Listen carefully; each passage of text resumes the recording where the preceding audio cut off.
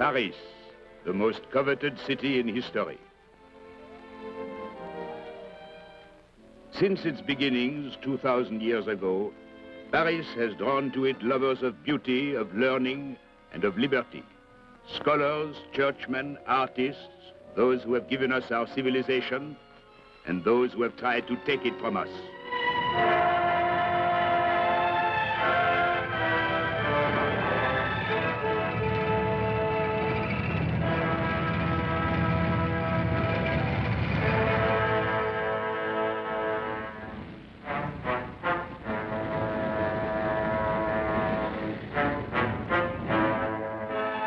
In 1940, sounds of the storm of war again drew close. In Paris, we listened. But we felt the storm strike at our spirit. Paris was spared, but we were left to shed our tears for the fall of France. The spirit of Paris appeared crushed. But in 1944, it rose again to prove its claim to life with honor.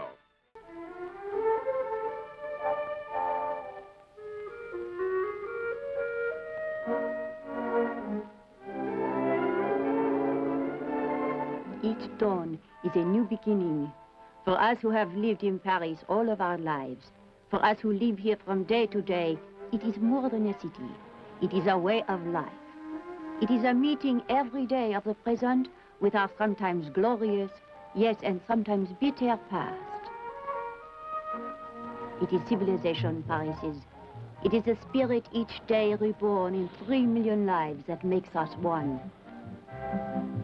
But each of us, we have our own vitality and purpose, our own pride and individuality.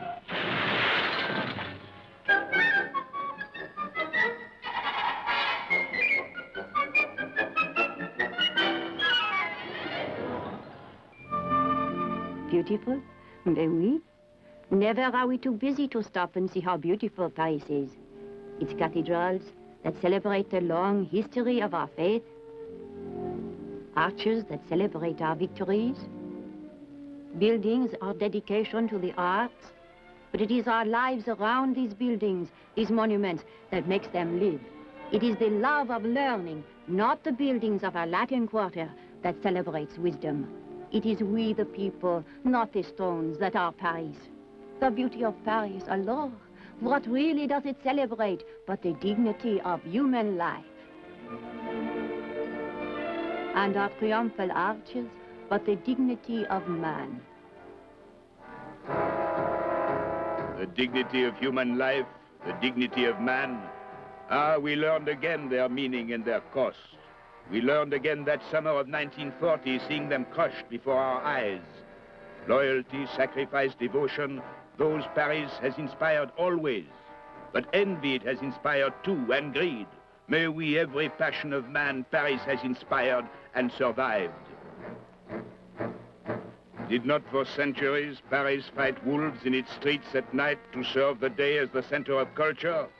Now to us again her streets cried out. 1940, I wouldn't forget it, that march on Paris in June. It was hot and dusty, but a happy march. Why? Because we were young. In this city, Paris, we have heard of it all of our lives, like a beautiful woman. And now, she was going to be ours.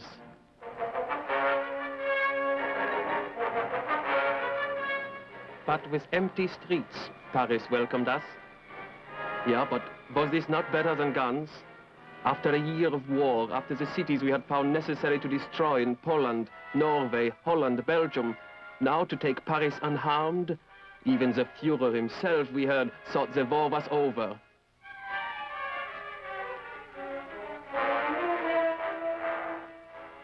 But this war, it had only begun. For the 4 years while it would last, we must occupy Paris to keep France under military rule. He who holds Paris holds France. It is the center of all transportation and communication and administration of the whole country. The city we held, but the people, the way they behaved to us, sometimes we were not quite so certain.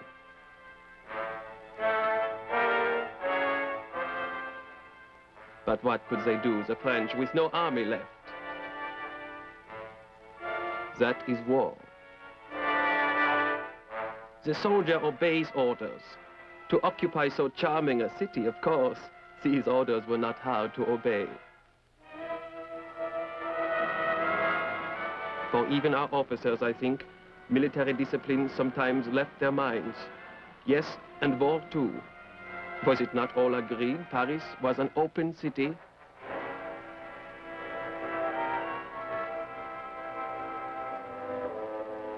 In the Paris underground, we had the headquarters of the French forces of the interior.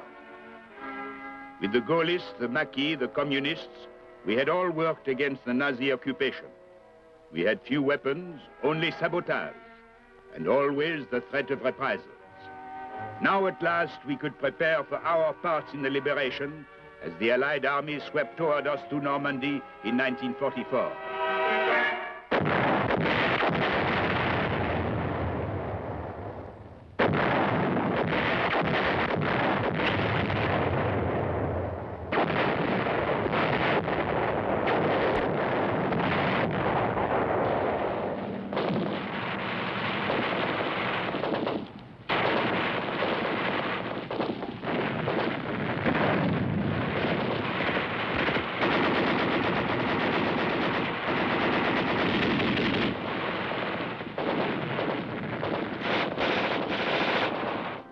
Here it was mid-August, and we'd been slugging our way ever since we hit the Normandy beaches in June.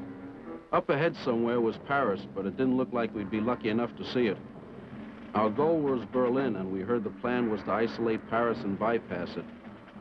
In fact, right now you could hear our planes going up again to cut the city off.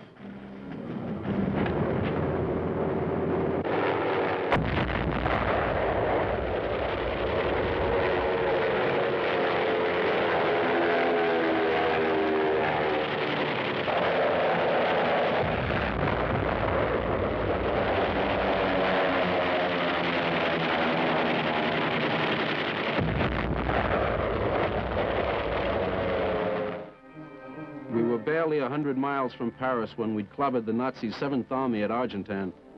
We were still kind of wishing we were going on into Paris, but there wouldn't be much left to see there if the Nazis defended it like they had this town.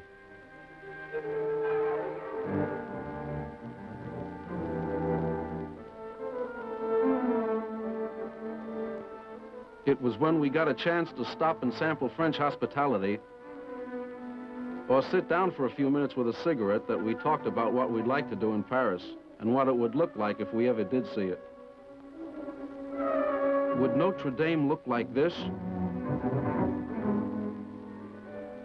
Or would it look like the picture of the cathedral we'd all seen on a million Christmas cards?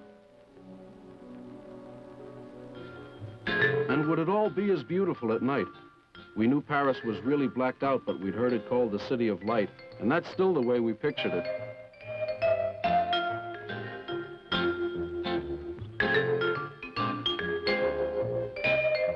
Blacked out, in our imaginations, Paris still sparkled like a string of jewels. But out here in Normandy, the sparkles we saw were real.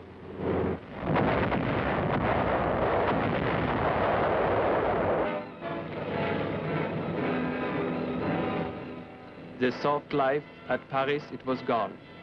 Now we were ordered to get our tanks and equipment outside the city between Paris and this Allied advance that was already smashing our 7th Army to the west. How could we defend Paris against full-scale attack? We were barely 20,000 men, we would have no reserves. But to the last man, the Führer ordered Paris defended. The soldier obeys orders. In the outskirts, south and west of Paris, we took our positions and we waited. For us now in Paris, the city was like a bomb with the fuse lighted. As the Nazis withdrew to their defenses in the outskirts, we mobilized the resistance openly. The Allied armies were now so close. What held them back from us? Could the rumor be true that they might pass us by completely? We had no alternative. We must take Paris ourselves. We seized ministries, newspapers. We forced a truce with the Nazis. We paralyzed the city. and we waited.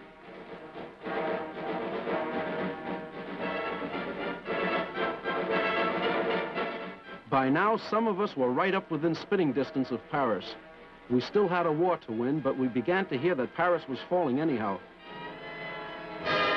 We even heard that de Gaulle now wasn't as worried about the Nazis as trouble from the different factions in the resistance movement trying to take over. So our top brass decided it would be better to take Paris than to have a civil war at our backs, and that de Gaulle would have his wish, that French troops would be the first ones to enter. The French 2nd Armored Division, under General Leclerc, was instructed to move on Paris from Argentan immediately.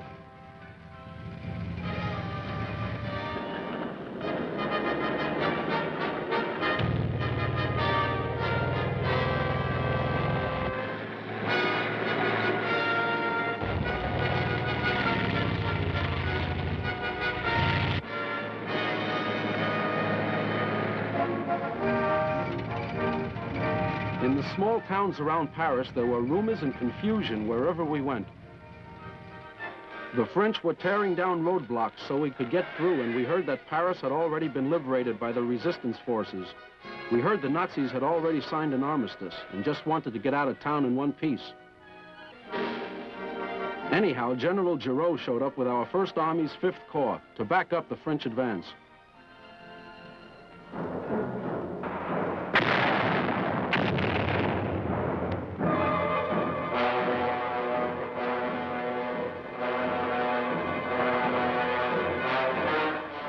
When the French troops themselves showed up, so many of them had GI uniforms and equipment that things looked even more confusing. They didn't expect to meet much opposition.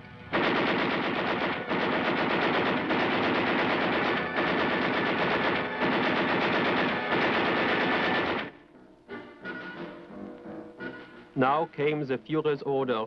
Paris must not fall into the hands of the enemy except as a field of ruins. The Seine bridges he ordered prepared for demolition. But we who were outside the city, what if we must retreat back through Paris? Now they came.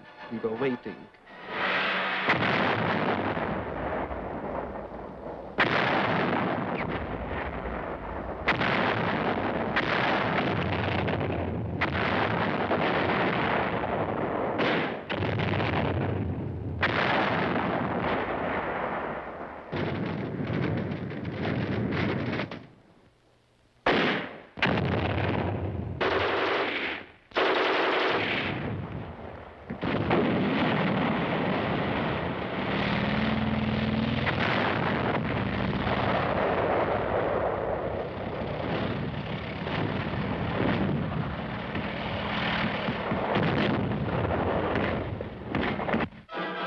But the Nazis, the ones who had shown us the meaning of terror, what had happened to them?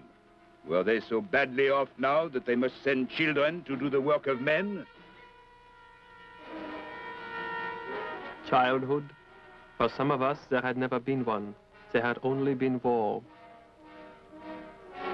And for France, must death make men of boys too?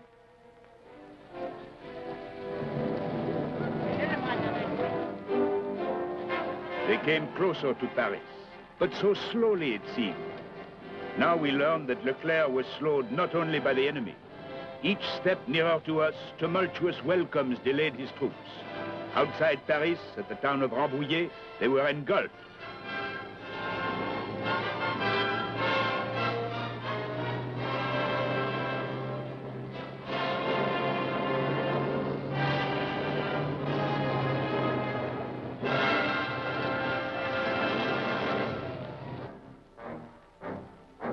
Well, the French launched their new advance the next day.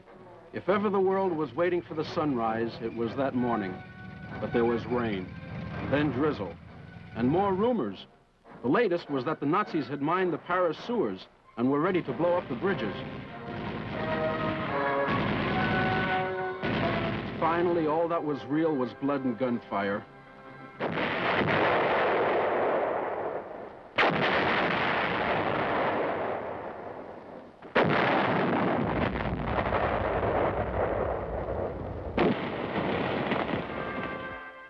But it came out not like we had planned.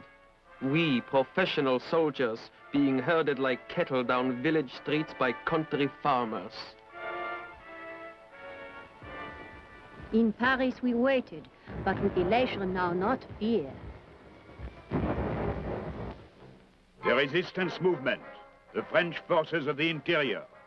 We were an underground no longer. Yes, to the barricades. In that cry is the history of Paris. The stones of the streets, they came to life in our hands.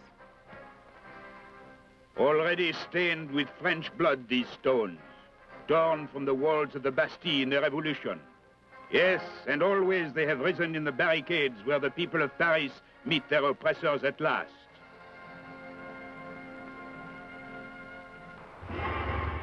Now, this morning of August, we heard history singing in our blood.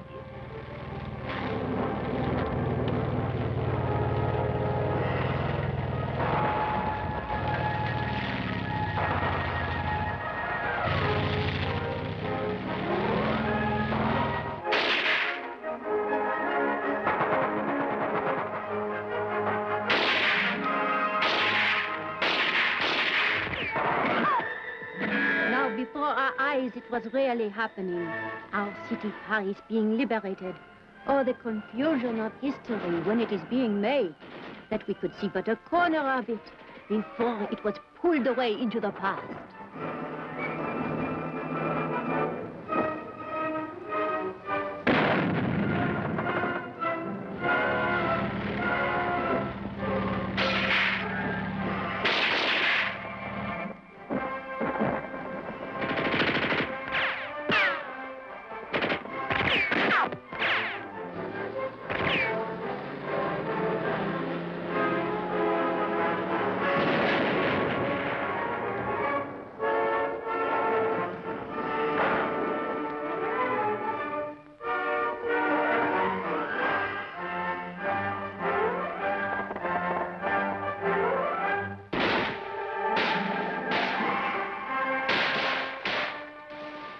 Such confusion. Were not those our soldiers inside the American uniforms?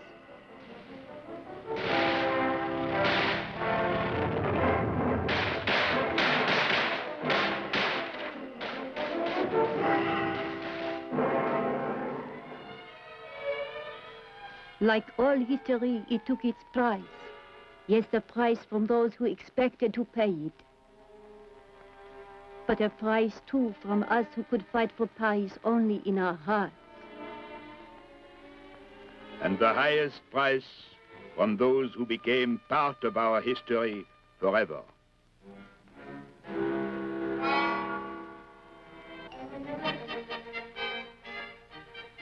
Now to end it, to destroy these reminders of our humiliation, to set Paris in order again, Paris and France.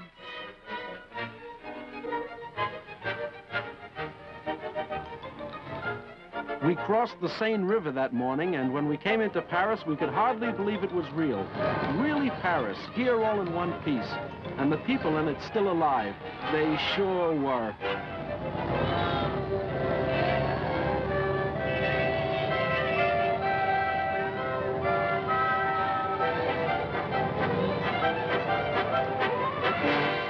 And here it was, when we hit the center of town around noon. Our Christmas card in August, Notre Dame.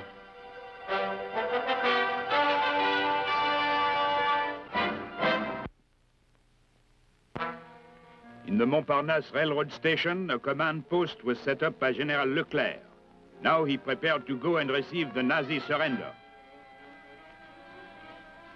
General-Lieutenant Dietrich von Choltitz, our commander. Why did they give him no honor of a full military surrender? No, they did not understand. They did not know what he had done. But I think he had saved Paris. Von Choltitz had disobeyed orders. He could not defend Paris, no, but he left it no field of ruins. Our commander, like us, I think, he loved Paris too much to destroy it. There were surrenders going on wherever you looked. Prisoners were being rounded up all over town. Our own Fifth Corps took over 10,000, and still they came on.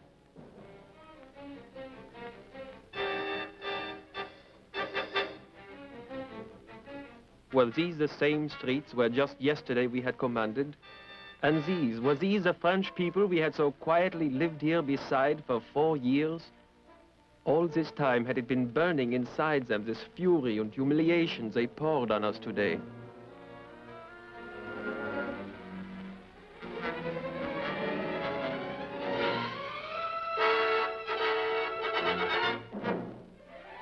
After 4 years, de Gaulle. For us, all this time, he had been France away from France. Now again, he was a part of us. The streets and the squares, Paris filled them for his welcome. To de Gaulle, we could look for order, to make Paris and France one again. But still hidden among us were our enemies, enemies of the people, enemies of law and order.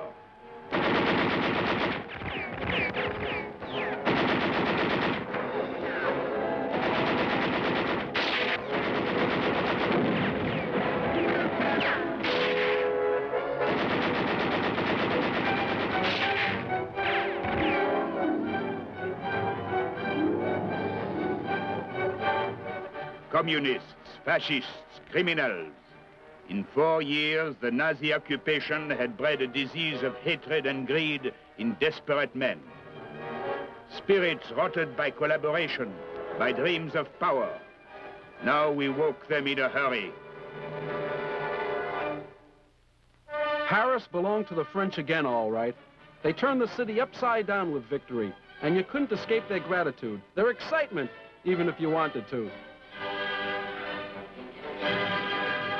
It was victory with a sharp taste. Or a sweet taste, depending.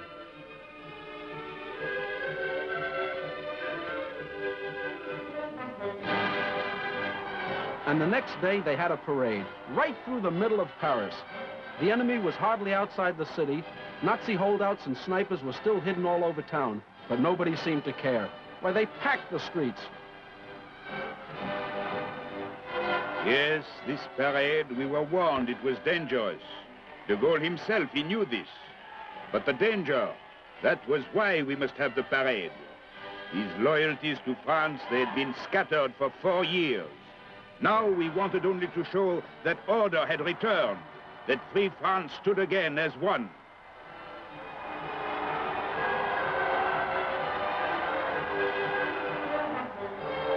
Some, they had fought not for free France, but for power, for themselves. Now still they hope to profit from chaos. When the parade reached Notre Dame, again there was gunfire.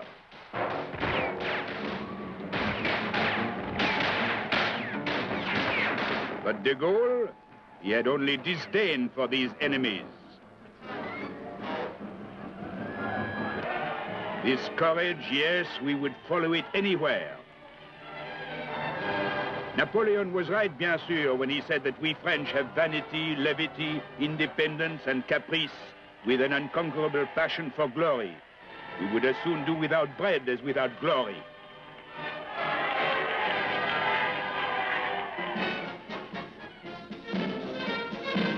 We had a parade ourselves a couple of days later, but it wasn't really much of a celebration for us. We still had a man-sized war going on right outside of town. We paraded through Paris in combat formation because the streets were still so jammed that a parade was the only way we could get through town, to pick up the war on the other side.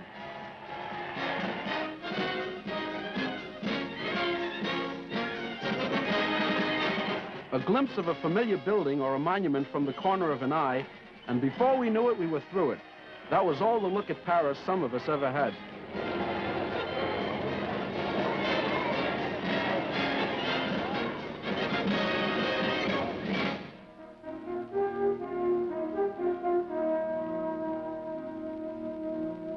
Now Paris was more like Paris. There was little fuel for cars, so we rode bicycles. Oh, many things we lacked still, but very soon our allies started sending us the food we so desperately needed. How grateful to them we were. How secure we felt now to see their supreme commander himself in our streets. Now again, Paris could go about its business. The Nazi occupation was history. Another chapter in the past that is always a part of Paris. The pleasure of being alive again. Like most women, I imagine, I showed it with a new chapeau.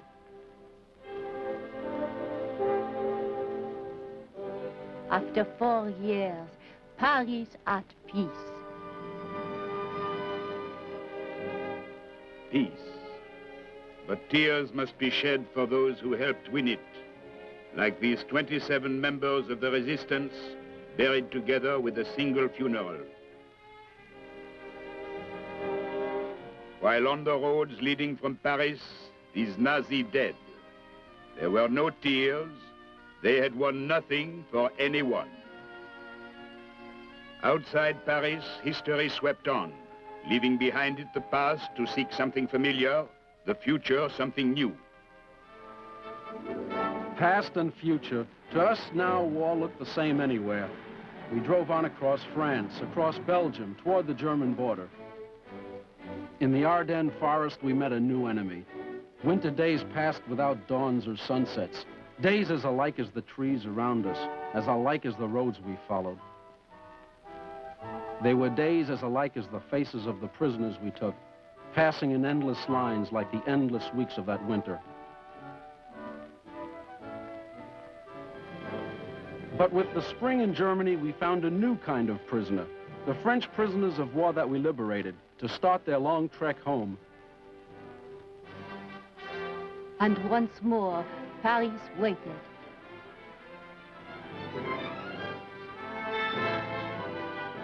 To France they came back, 1 million, more than 1 million men, and to Paris. Paris, she had shed tears of humility, of loss. Now her tears, they were of gratitude for the return of her son.